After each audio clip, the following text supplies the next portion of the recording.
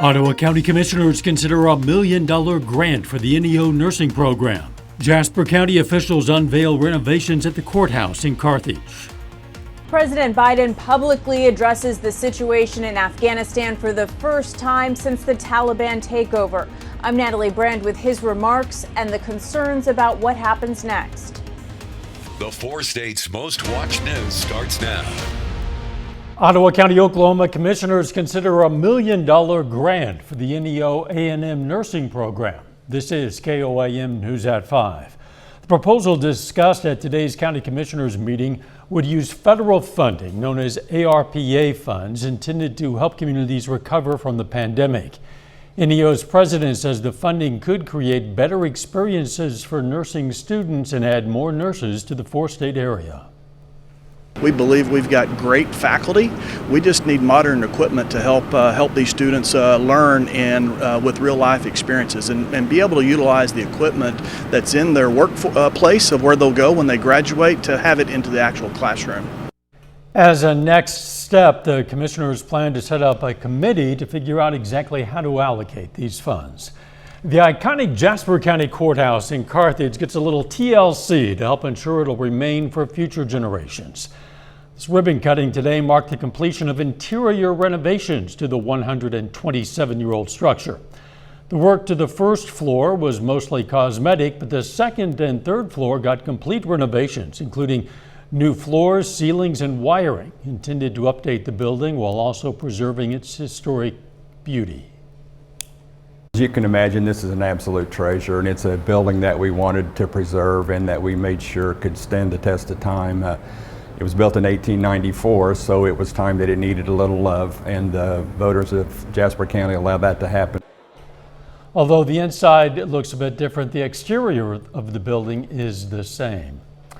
A head-on collision leaves an Ottawa County, Oklahoma man dead. It happened a little after 11 last night on Highway 69A north of Quapaw. The Highway Patrol says 43-year-old Miami resident Eisner Maid died when his car was struck head-on by a car that had crossed the center line. The driver of that second car, a 17-year-old male from Baxter Springs, was listed in critical condition. Nick Kelly joins us now with a first look at the weather. Nick. Thankfully, Dow, we kept the heat away for the most part, but it was at the expense of quite a bit of cloud cover and some scattered thunderstorms for some. For now, though, Joplin is looking mainly dry, but we do have very scattered thunderstorms out there. Thankfully, these are behaving, though. They're not severe, but at their strongest, they could be producing quite a bit of lightning and certainly trying to drop some moderate to heavy pockets of rain. So we're going to keep an eye on these for the next few hours at the very least. As far as temperatures go, we're not looking too bad, really. Most of us in the mid, even a couple of upper 80s, and with a little bit of humidity, it might feel like it's near 90 for some, but it could be a lot worse than these numbers, certainly for any other day in August. But even though we might taper off on the rain chances temporarily this evening, we'll see the rain chances try to pick back up overnight as lows drop back into the mid to upper 60s. So the rain chances continue throughout much of the week now. We'll see if that can keep the heat away here in a bit. All right, we'll see you then. U.S. officials admit Afghanistan fell much more quickly than they anticipated. Now President Biden is addressing the situation as the U.S. scrambles to evacuate American civilians and Afghan allies. Natalie Brand has more details from the White House. President Biden returned to the White House from Camp David Monday, speaking publicly for the first time since the Taliban takeover of Afghanistan. This did unfold more quickly than we had anticipated. So what's happened? Afghanistan political leaders gave up and fled the country. The Afghan military collapsed. The U.S. has already deployed 2,500 troops to help evacuation efforts, and that number could go as high as 6,000. The Pentagon says at least 2 people were shot when thousands of Afghan civilians rushed the airport trying to escape the country. A spokesman says up to 5,000 people per day can be evacuated. We have actually been working to evacuate thousands and thousands of Americans over time. Now it's about determining who is left and who didn't heed those warnings along the way. A spokesperson for the U.S. general in charge of evacuation says he met face-to-face with Taliban officials, warning them not to interfere with the evacuation efforts. We will defend our people with devastating force if necessary. President Biden says he is standing firm on his decision to pull the U.S. out of Afghanistan. After 20 years, I've learned the hard way that there was never a good time to withdraw U.S. forces. But there is bipartisan concern the withdrawal could create a new terrorist safe haven. There is increased danger of attack on this country. We need to have a very serious look now at how we're going to, in fact, conduct counterterrorism operations around the world. The president has ordered national security officials to make sure the U.S. can address future threats from Afghanistan. Natalie Brandt, CBS News, the White House. A Pentagon spokesman says Secretary of Defense Lloyd Austin believes a reassessment of the terrorist threat is warranted. Haitians are searching for survivors and the dead in collapsed buildings following the 7.2 magnitude earthquake Saturday as hospitals overflow with patients. The official death toll has surpassed 1,400 people and is expected to rise. And tonight, Tropical Depression Grace is predicted to reach Haiti, bringing the potential for heavy rain, flooding, and landslides. A little later, summer safety. This month, there have been several cases of kids dying in hot cars. I'm Anthony Purrow with tips that can help prevent a tragedy. But up next in Health Watch, just how common are COVID cases among people who are vaccinated, and what is the potential risk?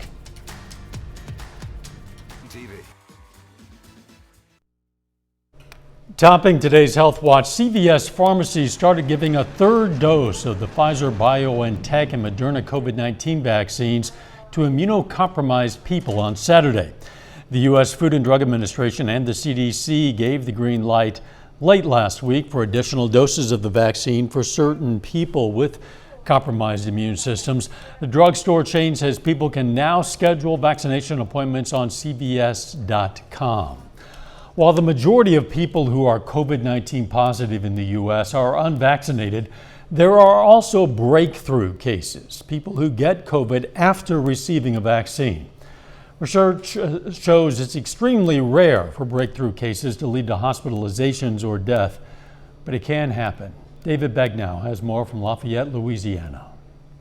Tara Mosley read to us what would be some of her daughter's final words. My lungs are clogged up with mucus and blood. Angel battled COVID and pneumonia in a New Orleans hospital. Her mother was only allowed to see her very briefly. I prayed with her, and I had to show her that, we love her. That same day, July 25th, Angel died. She was 33 years old. When Angel initially told her mother and her sister that she had tested positive for COVID, she said that she was vaccinated. Breakthrough cases make up less than 1% of all the COVID cases. Of the more than 168 million Americans who have been fully vaccinated, around 8,000 have been hospitalized or died of COVID, and that is about 0.005%. There will be people who watch this story who say she got vaccinated and she died. I would still say to them, still be vaccinated, because her weight played a lot in it. Did the doctor ever speak to you about her weight and that being a factor? He says, Ben says she's a large person. Her heart could not pump like it should have been pumping. The CDC says that people with certain comorbidities are more at risk for having severe symptoms of COVID-19, which among them are obesity, chronic kidney and heart disease, asthma, and cancer. CBS News medical contributor Dr. David Agus says that vaccines are stopping people from getting seriously ill, and that nearly everyone who has died after being vaccinated has had some type of serious underlying medical condition. While the vaccines may give you some protection, it's not enough to overcome the medical issues or the lack of a very strong immune system, unfortunately. That's a beautiful color, too. Mm-hmm. Angel was a budding entrepreneur. She owned Brave Boutique in New Orleans, which is a store that specializes in clothes for plus-size women. If she were here right now, what would she want you to say? Keep her business going, because that was hers, that was her baby. I know she really wanted the people to know to actually to be vaccinated, to still mask up. The leading health officer here in Louisiana said just last Friday that 100 people have died here in the Bayou State after being fully vaccinated, 23 within the last week. But he said the median age of those breakthrough infections is 74 years old. And the vast majority of those people all had pretty severe underlying conditions. David Begnaud, CBS News, Lafayette, Louisiana. In response to the unusual rise of cases among infants and children of the respiratory virus known as RSV, the American Academy of Pediatrics has issued new guidance. The doctors group recommends the consideration of the antibody palivizumab to treat in infants at increased risk of severe disease. RSV, which is typically seen in the fall and winter, has been on the rise since the spring. A study in pediatrics finds almost half of opioid prescriptions for children and young adults in the U.S. had high risk patterns that increased the chance of an overdose or misuse. For example, researchers found 42% of prescriptions exceeded a 3-day supply. And that is a look at today's health news. A little bit later, the possible data breach of millions of T-Mobile customers. But first, rain chances will stick around for much of this week. We'll see if it can keep the heat away when we come back. We'll have to check a dictionary. I won the spelling bee.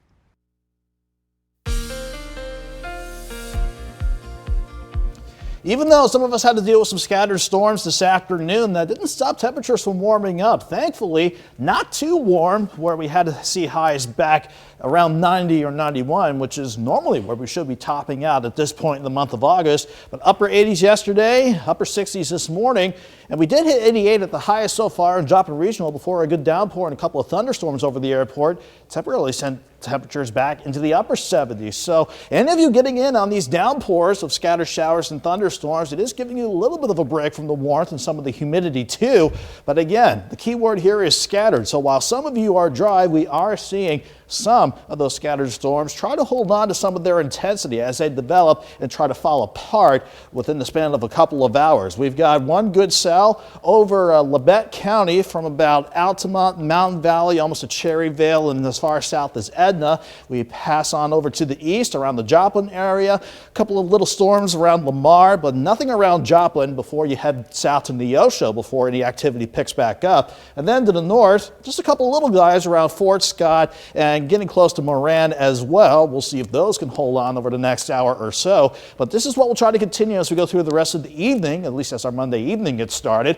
Looking okay in Joplin for now, with any of the storm clouds in the distance giving you a good look at the sky. 87 in Joplin. Feels like 90 though, with that dew point still sitting at 67. At least it's not too humid outside to make it unbearable for any outdoor plans.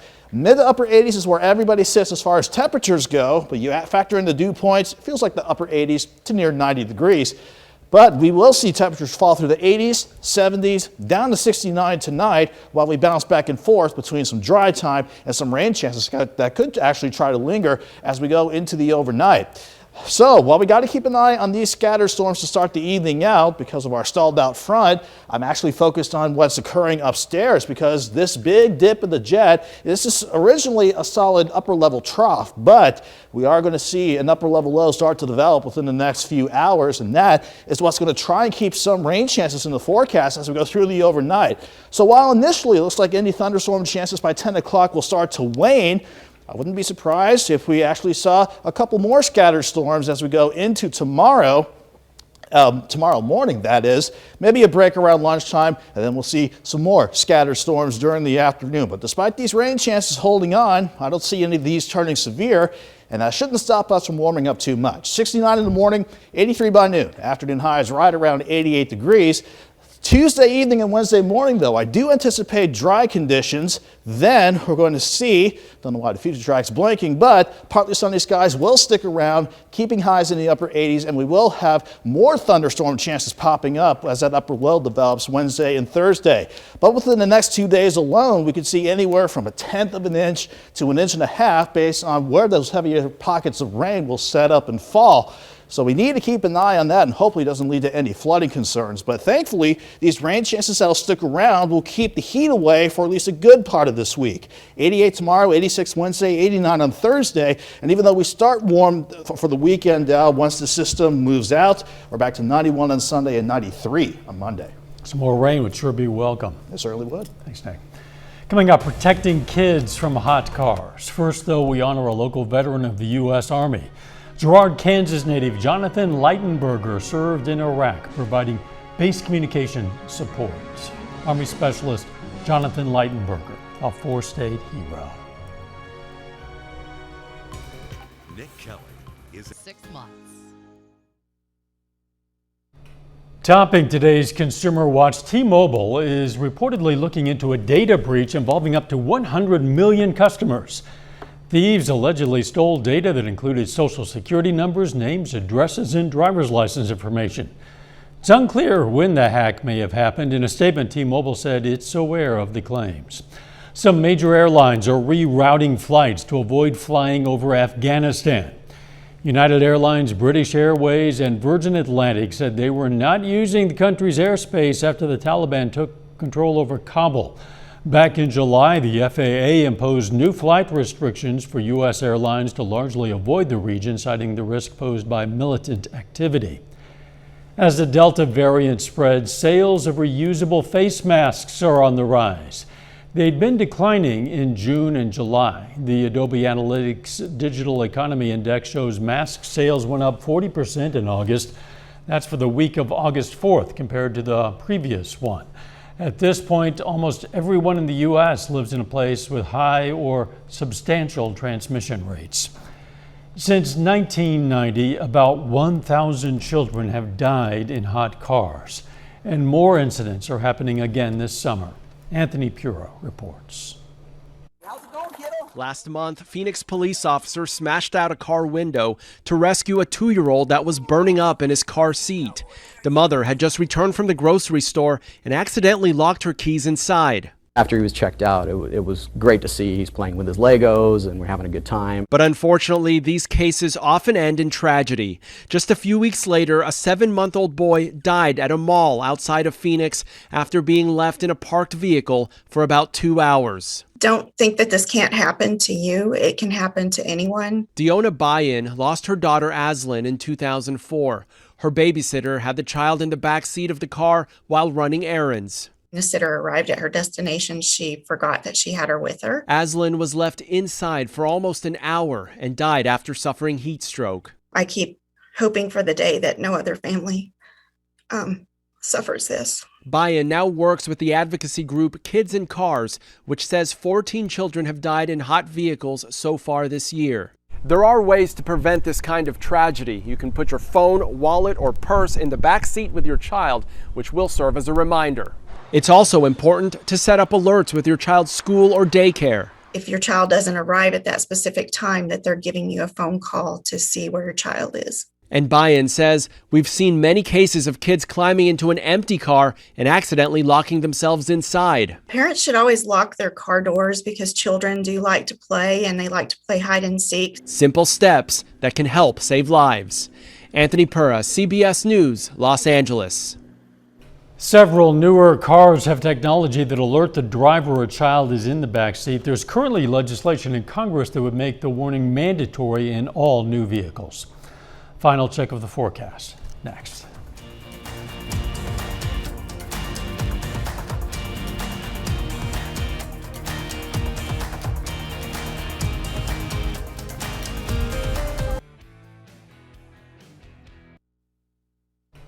The CBS Evening News is next. Then on KOIM News at 6, inmates face charges related to a weekend fire at the Ottawa County Jail.